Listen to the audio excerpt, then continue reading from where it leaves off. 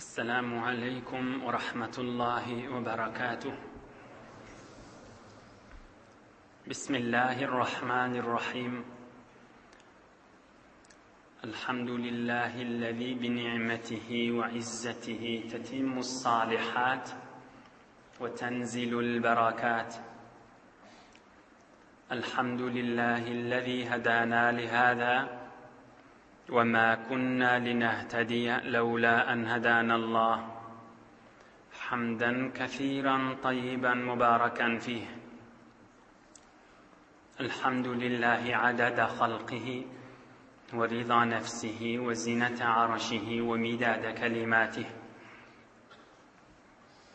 الحمد لله كما ينبغي لجلال وجهه وعظيم سلطانه.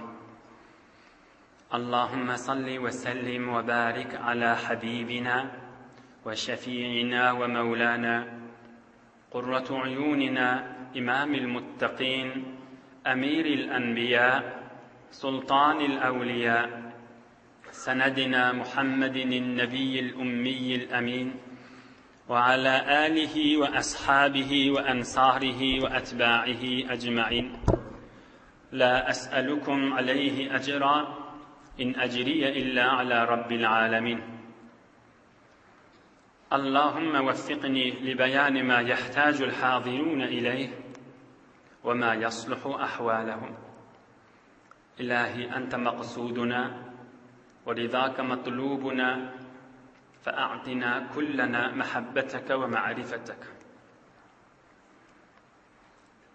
الله تبارك وتعالى hemmeňiziň taat ibadetleňizi, salih amallarňyzy Hudaý üçin oturşuklaňyz, muhabbetleňiz, duaýy haýrleňiz, dost-dostuň elinden tutup din ýoluna Hudaýyň ryzaýaty üçin gadamlaňyz. Kızgın hawalarda, kysga gijelerde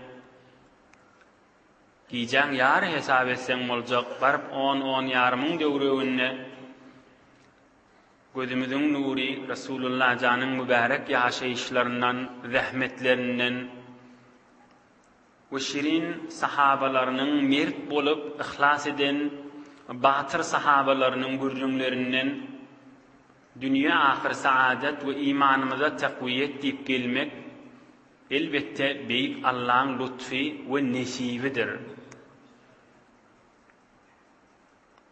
Nıgmat diýerleri Hudaý Taala'nın nıgmaty. Her kim kadryny bilse, Hudaý Taala yüzü göz görmeýe berýän nıgmatyň kadryny bilene. Her kimden nıgmatyň kadryny bilmese, yüzü göz de görmeýe Hudaý Taala elinin alaýa.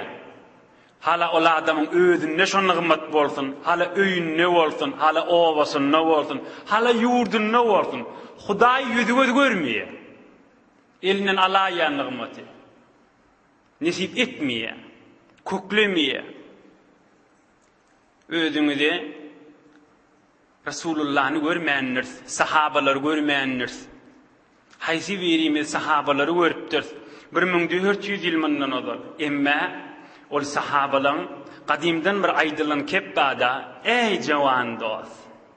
Qadimdan bir ewliýalaň aýdan kepi ba, o da näme? Hudaýyň dostlaryny tap bilmeseňiz, Hudaýyň dostlarynyň gurrüňini okuýun diýipdirler. Hudaýyň dostlaryny tap bilmeseňiz, şolaň ýaşaýyşyny ulak asyň diýipdirler. Hudaýyň dostu azalan zamanda Hudaýyň dostunyň aýdan kefini ulak asyň diýilipdir. Sahabalaryň ýaşaýyşyny eşitmek, Resulullah'ın ýaşaýyşyny eşitmek elbette imanyň alamaty we Hudaýyň bir lütfüdir. Her kime nesip etýän nygmat däldir.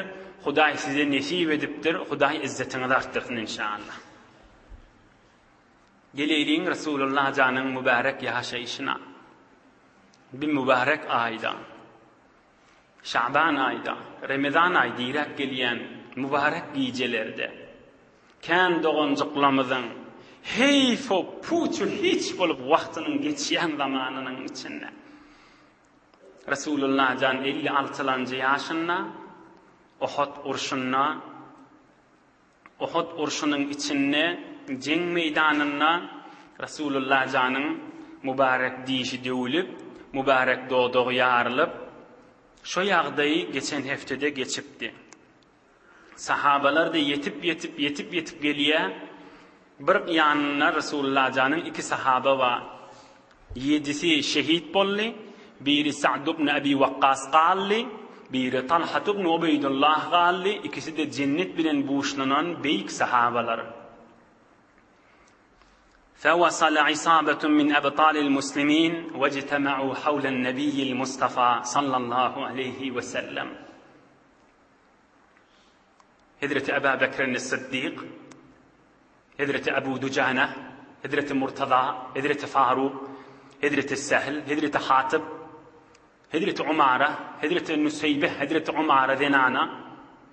11, 12, 13 sahabe daha olup vurup yıkıp Resulullah canı öğülerini yitiripdirler. Peygamberimiz bir qavatrakta yanına kim? Bir iki nefer galıqlı.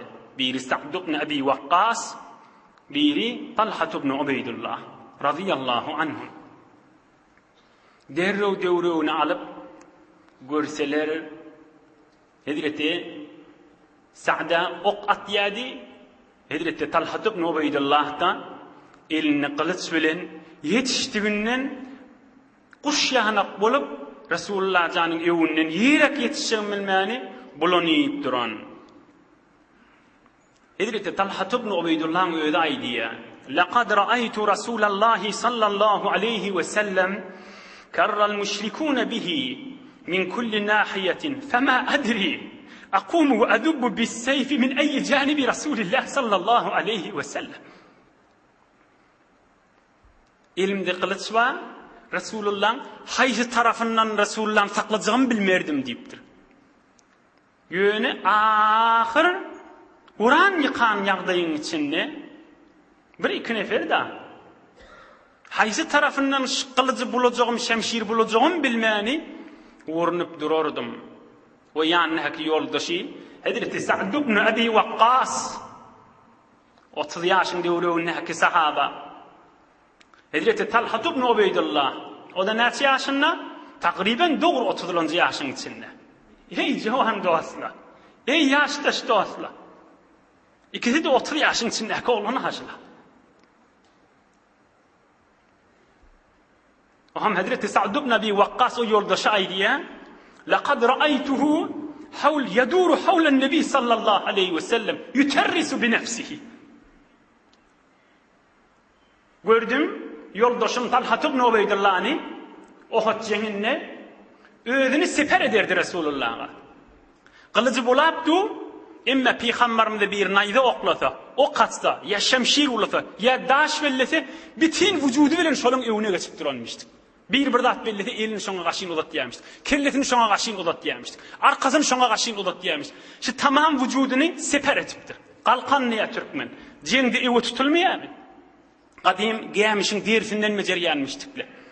Onun şemşir dadı ütmeyen bir bulasa, şonu öňe tutamaly. Ulu kon bir gaplaman gafagy ýalyp elini tutup durmaly. Gazanyň gafagy ýalyp. Öz vücuduny şeýtipdir Rasulullah'ın öwünde. Yohan sahabalar gelip yetişen wagtynda bir waqia bolupdyr. Rama ahadul kuffari bi sahmin yuridu Rasulullah sallallahu aleyhi ve sellem ve kana la tuqti ramyatuhu. Hazreti Talha ibn Ubaydullah aýdýa: "Kafirliň biri ozul taniýadım, heýwiri ok atmana, tirkaman bilen bellemeni bitir ökdüdi. Hedefe yafa gaşyn bellenni hiç ýalňyşmardy. Dogry Resulullah'ın ýüzüni nişana tutup belledi. Fattaqaytu bi yedi an wajhi Rasulillah sallallahu aleyhi ve sellem. Şon atanny gördüm, elimi Resulullah'ın ýüzüniň öwüne tuttum. Taýinki men elime degsin Resulullah'ın ýüzüne degmesin diýdim. Şo uran yıkan vaktin içinde de şeýle havasyny jem edip her ýaňa yetişjek bolup durardım. Oham o da gelip doğru men elime degdi. Bir riwayatda gulbike awnjy kişi barmagyna degdi, bir riwayatda aýasyna degip de mübarek eli şel bolupdyr. Fekanet ihta yedihi şellen. Hazreti Talha ibn Ubaydullah bir el şelmişdi. Oham barmagy ýere gaçypdyr, bir riwayatda eli ýere gaçypdyr. Hem Resulullah sallallahu aleyhi ve sellem aydıptır.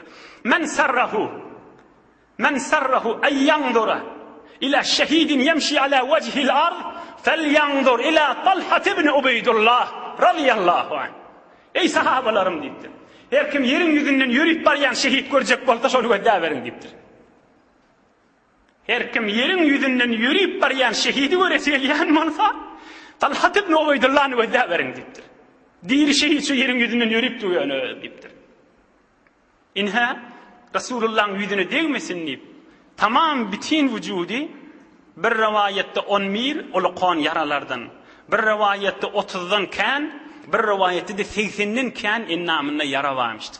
Hemmesi de dakik rivayetler. Bitir uluqan yaradan 11-12 çukur olup duranmıştık da innam yara. Ona göre küçücük yaralardan 37-38 yara. Zır sıpçırımlar yeke sanasan 80'den kanmıştık innamında. Fakat özünün vücudunu seper edip Resulullah canının önüne kalkan edip saklan. Mert sahaba. Ohum sahabalar gelip yetişenler. Fedefa'na ila nebi sallallahu aleyhi ve sellem. Feiza Talha ibn Ubeydullah beyne yedehi sariyan. Fekale sallallahu aleyhi ve sellem. Dunekum ahakum fekad evceb. Ohum bar Resulullah canının taşınalamızda Peygamberimiz şu yağdaydı. İn ömrünü kıyınçılık yağdayın biri. Resulullah canı hatar yağdayınna Peygamberimiz aytti. Meni özlemen ol yerde yatan Talha ibn Ubeydullah'ını özleyen. Özünden gidip ısını kaçıp yıkılan vaktinde 11-12 sahabe de gelip yetişen vaktmiştik da. Dunekum ahakum fakat evceb. Doğunumu da özleyen deyiptir. Ola özüne cenneti vacip etti deyiptir. Şonu muhalece edin deyiptir. Şonu birime beyrek götürdüğün akıdın deyiptir. Kimin kefişi? Ey Müslümanlar, Resulullah'ın kefi. Haçan Uhud ceminin içinde. Haçan yüzden kafirli Peygamberimizin başına duqa. Ne diyecek şuna adına? İnsaniyet diyecek değil mi şuna? Muruvvet diyecek değil mi şuna? Adamkârçılık diyecek değil mi şuna? Min Resulullah, min tamam Peygamberlerin başı meni özlem diyene, tamam evliyaların başı, tamam Peygamberlerin tacı, hiçbir adamın görmedik derecelerini gören ve görecek Peygamber, Allah Teala'nın en aziz mahluku, doğunumuzu gözlem deyiptir. Allahu Teala fi avnil abdi, ma damel abdu fi avni ahihi. Ey Müslüman, ey Muhammed Peygamber'in ümmeti, Resulullah can aydıptır. Huday Teala bendilin kömeğin nedir? Haçan benden kömeğin ne olsa. Bilmeyen şık olmasa, bana alttırma, bana neyme diymese, öz zindigimi özümü kaygı diymese, bay poy ilçik buğunun diymese, Müslüman doğunun gamında, Müslüman doğunun kaygısında, Müslüman doğunun kömeğine olsan, Huday da sen kömeğindedir deyiptir Resulullah can. Hazreti Sa'di aleyhirrahme bir beyt aytiye aham yeni gurrun iyidin al-kideyin. Çenin ademi murdibih nan gra, ki bervey fazilet buvet sank gra. Bir neçe adamlar vardır deyiptir. Eğer adama hayriyet millahden, bir Müslüman doğunna horlanan olsun, yıkılan olsun, zada yaraman olsun, bulaşıp yatan olsun, musibetin içinde olsun. Eğer adama da hayrını yetirmellahden adamlar vardır. Odur adamın ülküden qavudur deyiptir. Onun avır yatan daş qav, daş bilen bir zada devayan, daşı bir zada yaradayan, daşı bir zada bir gerek bolaya deyiptir. Emme ol adam daşı da olup bilen deyiptir. Eğer adama hayrını yetirmellahden hiçbir Müslüman doğumuna da kömek getirmellahden, insaniyet özünden kökülmellahden, näme bilmänşik bolup gelmellen, maňa näme diýmellen. Ha sen bilmänşik bolmaly. Ondan söýleýin bereketleri de ýok da kan öýlerde. Hudaý Taala'dan ýagyp duran bereketler de bolanak. Näme? Müslümanyň gaýgysynda däl, kömeginde däl, hiwulman dogasynda da däl. Resulullah canın yağdayını verden, ahirki yağdayda, dunekum ahakum fakat evceb, var bu doğunumu verden deyiptir. Bu mahal meni verden deyiptir. Ola ödüne cenneti vacip etti deyiptir. Hulasa sahabalar gelip yetişti. 12-13 sahabe dağı. Göreyliğin bunlar näme hünerler çıkarıya. Näjire can fedalar etjekler. Yüzlerce kafirin önüne. 10 nefer olup näme eder bular? يقول الصديق رضي الله عنه فلم أنشب أن أدركني أبو عبيدة وإذا هو يشتت كأنه طير. 13 neferin içinde evvel Ebu Bekir Sıddık gelip yetişiptir. Vakt geçmeye ki Hazreti Ebu Ubeyde de gelip yetişti diye. Kuş yanak bolup bir yerde duranak deyiptir. Aham, geçen Resulullah canın mübarek yanağına näme giyiripdi? 2 tane zerehi doğanın halkasından giyiripdi mübarek yanağına. Duluğunun üstüne tüngört duran yere 2 tane halka giyiripdir. Aham Hazreti Sıddık radıyallahu anh aydiye Resulullah canın mübarek yanağına çümen 2 tane halkan şon birini çıkaracak bolamda faqala Ebu Ubeyde radıyallahu anh neşettuke billah ya Ebu Bekir illa en terakteni. Hazreti Ebu Ubeyde aydıptır. Ey Ebu Bekir, Huda için senden isteyen bana icazet ver, şol halkaları men çıkaracak deyiptir. Huda için senden isteyen ey Ebu Bekir, şol halkaları men çıkarayım na deyiptir. Ama Hazreti Ebu Bekir Sıddık aydiye, boliyetin çıkara deydim. Şol cen meydanın içindeki yardı yaşa. Rancaran vaktin içinde ha. فأخذ أبو عبيدة رضي الله عنه بفيه وجعل ينظر كراهية أن يؤذي رسول الله صلى الله عليه وسلم. Yuşaçtan doğduğu bilen, ağzı bilen, dişleri bilen şol halkaları tutup anlayıp behriyip cailaptır şonu çekip almadan çüreyim. Elim bilen çektim, ya dişim bilen barakada çektim Resulullah can ağunamasın deyip yuşaçtan ağzı diş bilen kısıp şon dişleri bilen yuşaçtan cailap şonu yolu bilen çekip alacak bolupdur. Diş çekecek bolanda ne kadar kıyınçılığı var. O da mahvurcak çümüktür halkalar. ثُمَّ اسْتَلَّ بِفِيهِ فَنَدَرَتْ سَنِيَّةِ Ebu Ubeyde radıyallahu anh. Oham yaxşı cailap çekiptir. Hazreti Ebu Ubeyde'den dişi kaçıptır. Şu halkan çekip başına. Evkın manğayın dişinin biri kaçıptır. Yakulü Sıddık radıyallahu anh. ثُمَّ ذَهَبْتُ لِآخَذَ الْآخَرِ. Oham o bir halkanı ödüm çıkaracak bolup turdum diye Hazreti Ebu Bekir Sıddık. Yine Hazreti Ebu Ubeyde aytti. Ey Ebu Bekir, Huda için icazet ver, onu men çıkarayım na deydi. Men ne Huda için niyetten bulya deydim. Yine de yuvuşaçtan şu fırsatın içinde mübarek doğduğu bilen, mübarek dişi bilen barıp yuvuşaçtan şon cayla onu çekti dişi bilen, o bir dişi de kaçtı. Emme ol halkani, ol çümen demridi Resulullah canın mübarek yanağından çıkardı deyiptir. Kim? Hazreti Ebu Ubeyde. Ey Müslüman doğulla, yönü bariya saç vururunlardan. Ey bulan haysının gurrununa girsen, mehabbetten kalpları muç vuruvatı. Haysının gurrununa girsen, durşuna Resulullah öldürün feda edivatıyla. Hudayın rızayetini tapacak bolup, bulan nefislerini öldürttürler ki özlerini. Bulan ruhları asman ne gidip ki? Bular heyvanlıktan ayrılışıptırlar ki? Hakikat insanmıştık ki bulan. Haysi birinin gurrunu etsen, başka gurrunu azat vermeliler. Yöne heyf ki, insan, zamanımızın içinde, insanı ödünü yadından çıkarttır. Ola kalsın, şu bir hakikat gurrun. İnsanı ödünü yadından çıkarttır. İnsanın ödünün ruhudur da. Ruhunu yadından çıkarttır. Daşına odurlasa olacak, daşını yadından çıkarttır. Daşının daşı evin başına odurlasa olacak. Ama ödünün işi yok. Ödünün saadeti bile işi yok. Ödünün asmalara karşı uçması bile işi yok. Ney sefa mima nedeş, ney lütfu fer, ney besuye asiman rahe sefer. Ney sefa mima nedeş, ney lütfu fer, ney besuye asiman rahe sefer. Asmana karşı gitmelidir. İnsan bir asmani bir mahluktur. Yok, bidatın manası yok boluptur insanların arasında. Bu ürünler estelsen ne diyen boluptur? Bu ürünler aslında bir puç ürünleri ol kalıptır.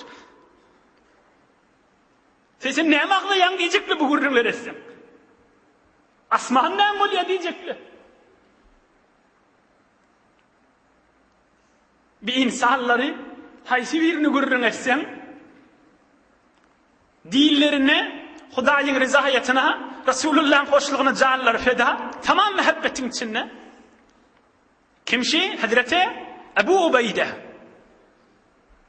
Oy Ebu Ubeyde'nin ruhunun hoşluğuna bir 3-4 dakika üstünde durayım. Resulullah canın ikisi edinin. Hazreti Ebu Ubeyde, Resulullah aydan dedi. لِكُلِّ أُمَّةٍ نَبِيٌّ وَنَبِيُّ هَذِهِ الْأُمَّةِ Ebu Ubeyde ibn el-Cerrah radıyallahu anh. Hazreti Adam'dan ta Hatam'a varyança her ummetin bir tamam emini, anamlısı, hiç ömrünü hıyanet etmeyeceği vardır deyiptir.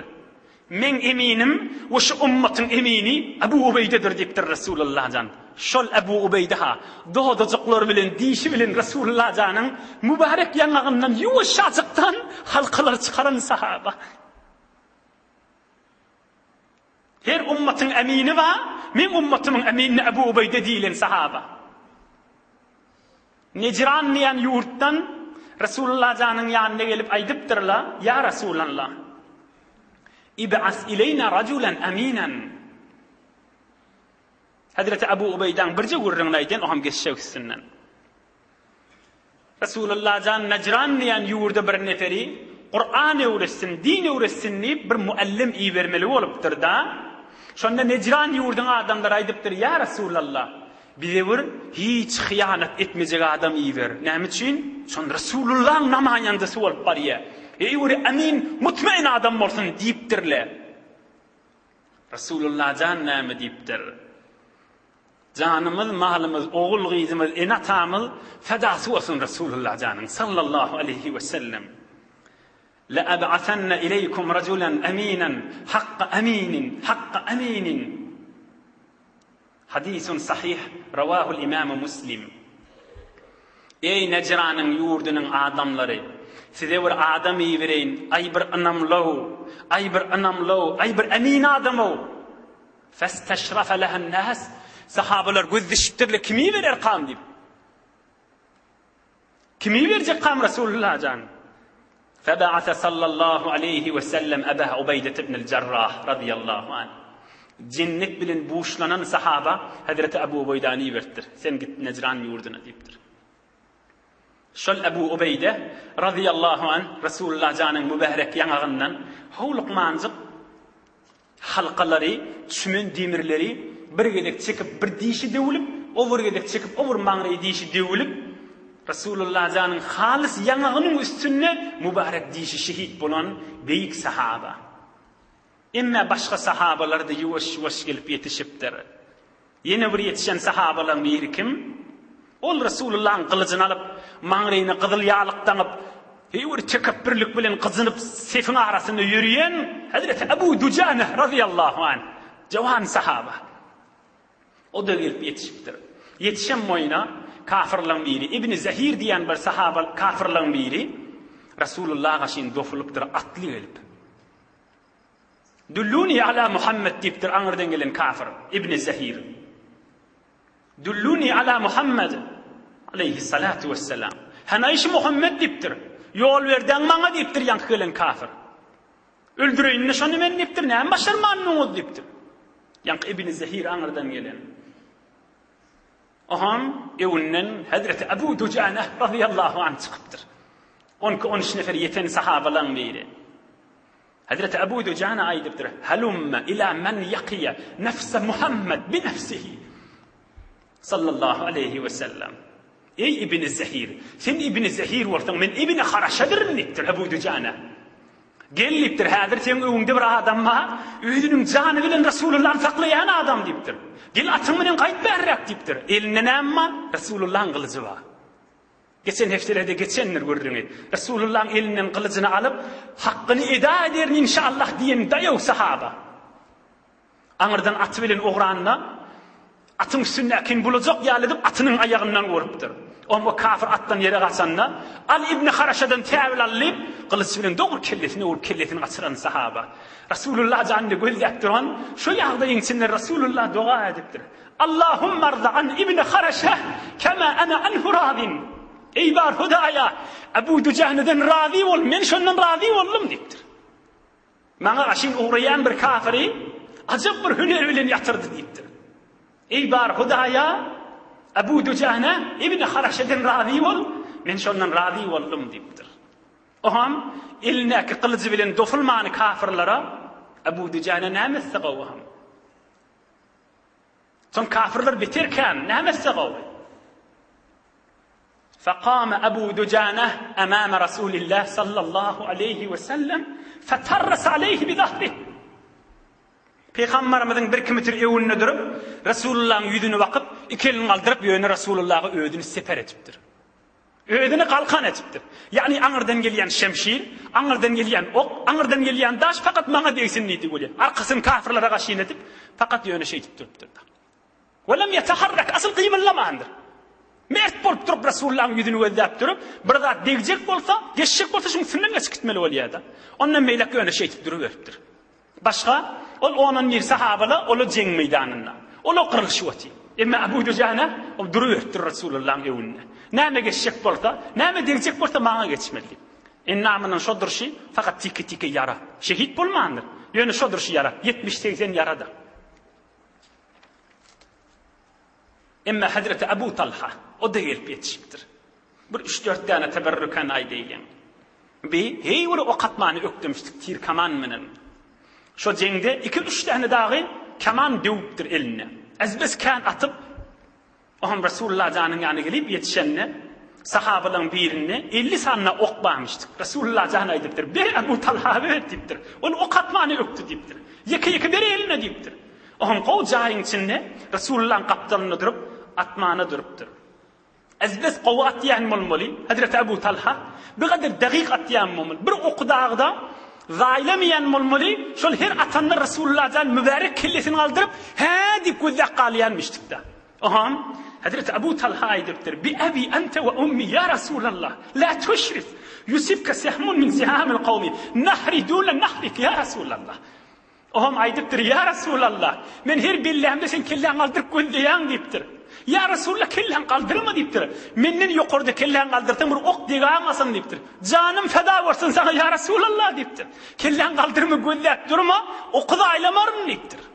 Bir de Hazreti Ebu Talha gelip yetişen mert bolan sahaba. Hazreti Katade bir de Resulullah'ın yanına gelip yetişen sahaba. Katade ibn Nu'man radıyallahu anh. Resulullah'ın elinin okuyay alıp bir de atmağına durup. Kâdi Resulullah atıp kâdi bir de atan sahaba. Oham doğru gözünün içine bir tir deyip gözü yanağına kaşın sallanmağına duruptur.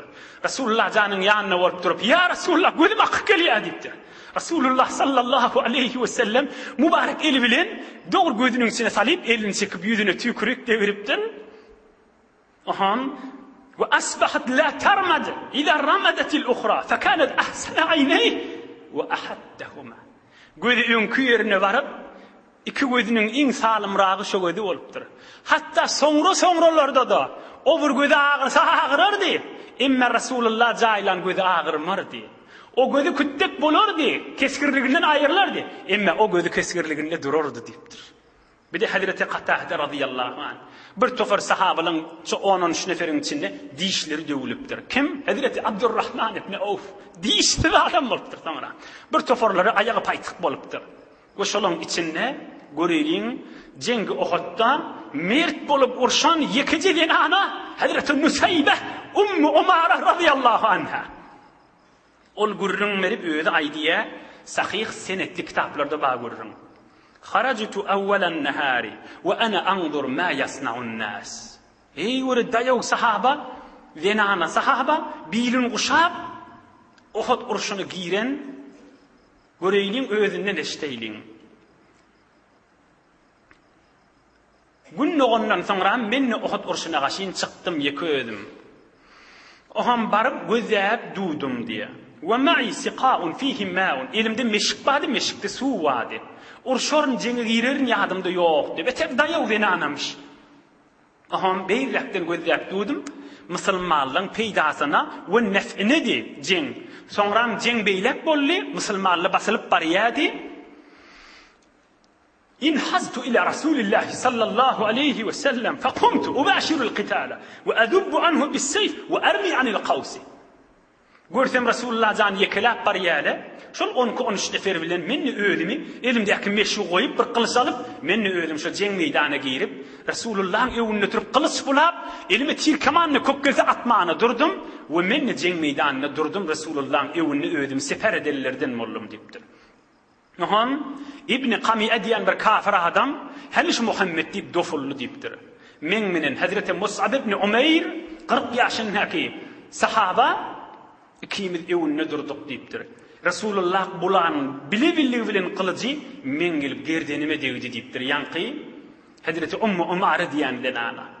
Soňra-soňralarda denanalar kökülýänmişdik, gerdeni ulukon çöküp yara bolup duranmışdyk.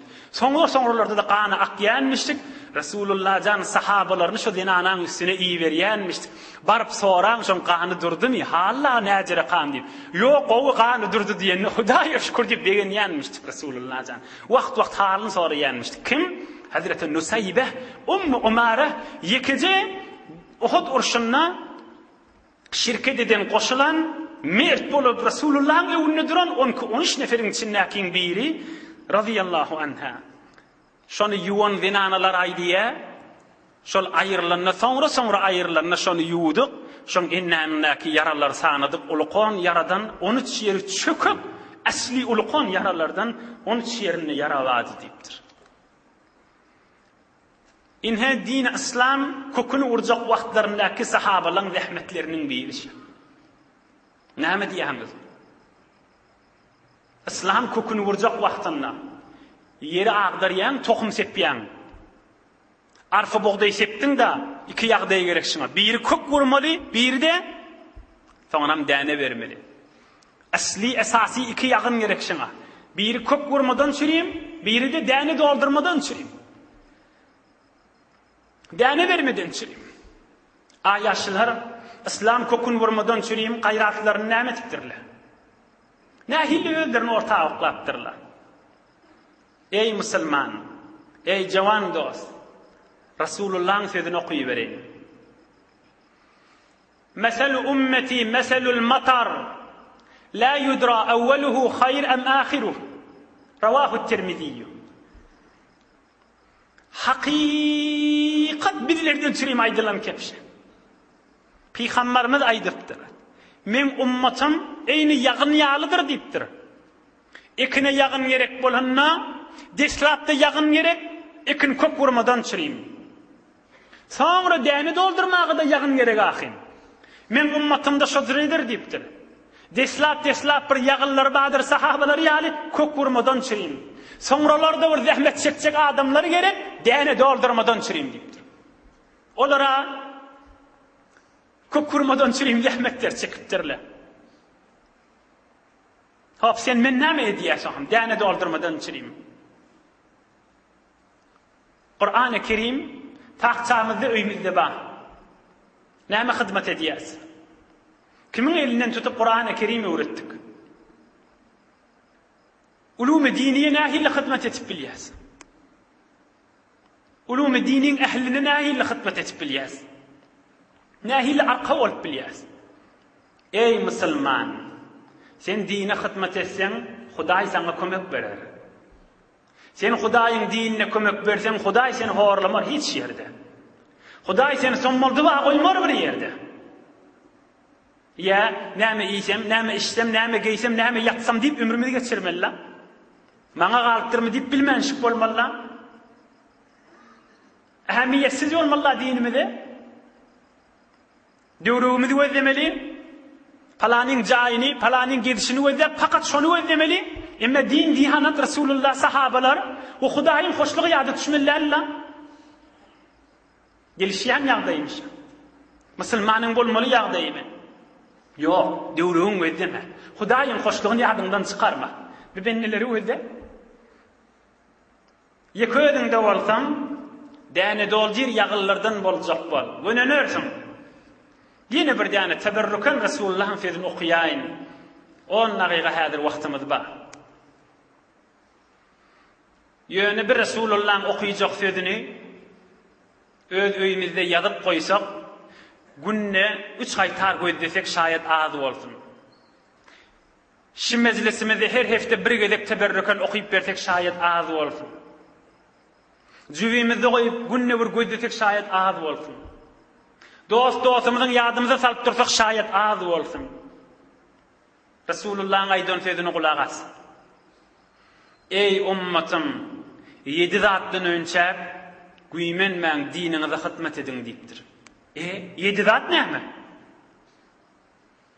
7 zatdan önce basımrak dayav durun deyiptir. Salta olun deyiptir. Güymen men deyiptir. 7 zatdan önce. Qis hıcık aytıp geçeyim. Yek, yeslaqi. Hel tentaziruna illa faqran munsiya? Aya gözleşýän mi? Bir wagt hor bolup, garip bolup, çörek suwuň tapmany, son bolup oturarsyň, şonu gözleşýän mi diýipdir. Tamam qıtçılığa düşüp, horluğa düşüp, son bolup oğul gyz bolup, bir-biriniň ýüzüni gözläp oturarsyň, din ýadyndan çykar, şonu gözleşýän mi diýipdir. Bir. Aw ghinan mudghiya. Ya ilme kan pulluşypda özüme bolaryn men diýip Hudaý ýatdan çykarýan bir mallar vardır. Şonu ödeşýänmi diýipdir. 2. Üçüncüsi, aw maradan mufsiden. Birden ýuwaşajykdan seni gelip bir dert tutup seni yatırar. Namazyň dursun kaza almany yetişmersiň diýipdir. Şonu ödeşýänmi diýipdir. Kim özüniň saglygyna daýanyp bilýär? Kim özüni zamanet etip bilýär? Haýsy bir tamam daruň içinde gelip biren daru saz özüni zamanet etip bilýärmi?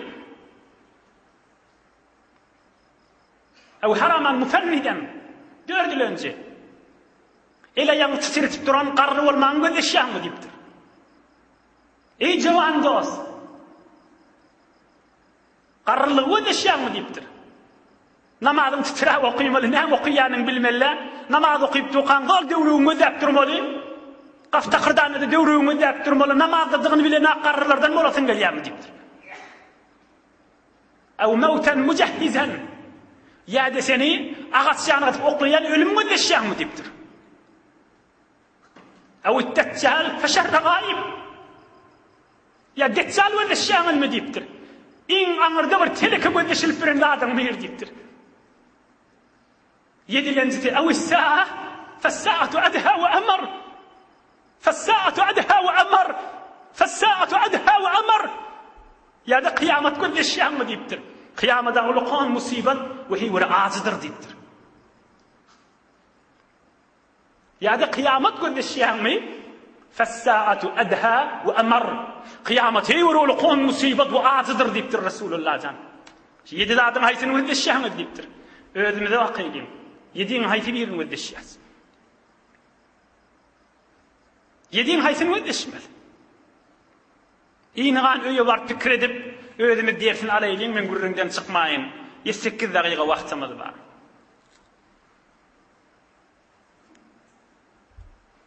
Onka 13 nefer bolup Resulullah'ny saklap durlar. Ummu Umara, ýani kim mady? Hazreti Mus'ab ibn Umayr. Näçe ýaşynda? 40 ýaşynda.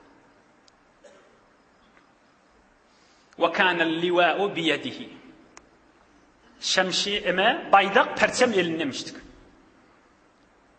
Yani hazırda perçem kaçırmandır. Perçem kaçta şikestiydiğin alamatı oluyor da. Baydak kaçta tamam oluyor. O ham yine kıssağı yağdayı, ahırkı yağdayıyla. Sağ elini vurup elini kesiptirler. Çefeli bilen alıptır perçemi. فَأَخَذَ اللِّوَاءَ بِيَدِهِ الْيُسْرَى İslam perçemi baydak kaçmasın deyip çefeli bilen alıverttir. Yine vurşu verttir. Elinden geleni Resulullah'ın yanında defa ediyor. Çefeline vurtturlar. Eli yine kesiliptir. ثُمَّ بَرَكَ عَلَيْهِ بِصَدْرِهِ وَأَنَقَهُ حَتَّى قُتِلْ radıyallahu anh.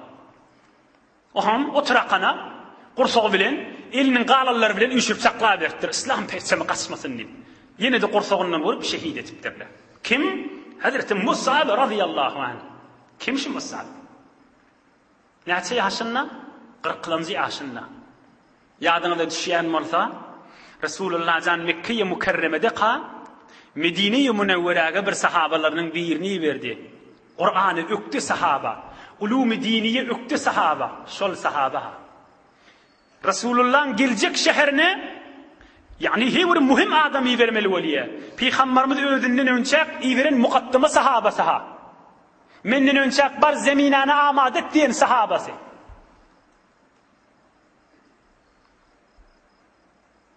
Şol Musab ibn Umeyr Resulullah'ın namayendesi olup, evvelin sefir İslam olup, Medine'ni varıp Müslüman edip, kan öylerde İslam salan sahaba. قال صلى الله عليه وسلم تقدم يا مصعب لست مصعبا سبحان الله perçem yere açıptır görüptürle Hazreti Mus'ab'ın eline yine perçem mi? Resulullah zana ediptir takaddem ya Mus'ab ey Mus'ab evrak seçtiptir ama Mus'ab cevap verdir lestu Mus'aben men Mus'ab değerliptir Allah Teala bir ferişteyi verdir halis Mus'ab'ın suratına Şemşi perçemi saklayıp duruptur. Resulullah can şoma Musab mı kadiptir? Heyran kalıptır. Ey Musab ya öldürülü, ha ölmeyenler o diptir. Takaddem ya Musab. Ey Musab evrak seçtiptir. Ama o feriştemiştir. Cevap verdir. Lestu Musab. Men Musab değerlidir. Peygamberimiz biliptir. Allah Teala bir ferişteyi veriptir. Halis Musab'ın suratın neyi ki Resulullah can şoma Musab'ın ödümü kadiptir da. İftihar değil mi işi? Senden gönülmek değil mi? Huday Teala halis şun suratında bir ferişteyi vermeli. Lapsenetli vurma öyle. Lestu Musa'da. Men Musa'd değerlidir. Allah'ın bir ferişte demiştik. Musa'bın şekli ne oluptur? Şun suratın ne olup gittir? Baydak saklayıp duruptur. Bu adamlar 3 dakika vaqt qaldı tamam edeyim. Bu adamlar Xuday için ihlas bilen qulaq atışı 3 dakikani. Bu adamlar ayrılanna, bu adamlar öldü diyilenne, bu adamlar şehit bollu diyilenne adamın yüreğine düşüye bir münglerçe adam ölünýäli. Yani bir adamların birinin öldü bir ummata digiye. Bu adamla ölünne sine ölünýäl. Heyvalının yan lal. Bir kişvere qarlan yanak bir adamla her gaysının öldü. Ey Müslüman, ey cavan dost. Bir neçe insanlar var, dünyadan geçenle, geçmeyenle hiç farkı yok. Dünyadan geçiye bir kun sonra mümkün ki. Hiç kemelenek. Adam öldürsüne öldür. Ahun minberde adamın erzişini kaçırıvati. Yok gurrun değil. Hakikat insafın gurrununa gel. 3 gün geçenden sonra neme kemçilik bir cemaat. Hiç de. Ama bu adamla yıkılanla dağı yıkılan yana kol ya. Bu adamla yıkılanla bir münglerçe adam yıkılan yani. Bu adamla yıkılanla yer bilen goyun ağlayabilir. Allah Teala'nın bir ayetini okuyup tamam edeyin. Aytacak bu vardı gurrungem kenni Allah koklese inni kefselerde hizmetine de yetireyin. Fakat teberrüken Hudayın kelami 25. para Duhan suresi 29. beyik Allah'ın ayetini okuyup tamam edeyin. A'udhu billahi mineşşeytanirracim. فَمَا بَكَتْ عَلَيْهِمُ السَّمَاءُ وَالْأَرْضُ وَمَا كَانُوا مُنظَرِينَ Hudayın kelamı. Manasını var. Kafir adam, telike adam dünyadan geçenine فَمَا بَكَتْ ağlamadı ve ağlamaya aleyhim şu kafira es-semâ'u güm vel-ard yer ağlamaya. İmma Müslüman adam dünyadan geçenine yerde ağlaya ve göğünde ağlaya. Yer ağlaya men üstümde ibadet et ya de inni cay hali halli deyip Göň aglyya, şon her adamyň özüniň amal çykýan ýeri bar. Günne ertir akşam şoň tesbihleri, şoň ibadatlar çykardy we ol gafy gulp bolýar. Innim bitadan on amaly çykmaýar diýip, ýer göň aglyya, ýerde şoň namaz okýan, ibadat etýän ýeri, göňde amalynyň çykýan ýeri. Dünýeden geçemizde, o ýeri göňde bir aglasynna. Sine gölen ýaly bolmaýlyň. Adam ýykylan ýanyk bolýar. Kur'an-ı Kerim fema bekat kafira ağlamadı aleyhim kafira es-sema'u gön vel ard yer. Hudaý Taala nuru imandan ayırmasın inşallah. Hudaý Taala emniyet parahatçılıktan ayırmasın. Agdy birlikden ayırmasın. Mescid medrese hücrelemiz yürüyüp durmadan ayırmasın inşallah. Hudaý Taala beýleki dogallamyda da tawfik hidayet bersin. İman abrihden ayırmasın, namarda zar etmesin, mätäç etmesin. İçerilemiz doğan garnaşlamyň arasynda agdy birlik bersin. Erhileýiň arasynda agdy birlik bersin. Bir alham, 3 kul huvallahu okyp, ötüllüň ruhuna bahşedeýin, ilwin watanymyza doga edersin inşallah. Okyberme.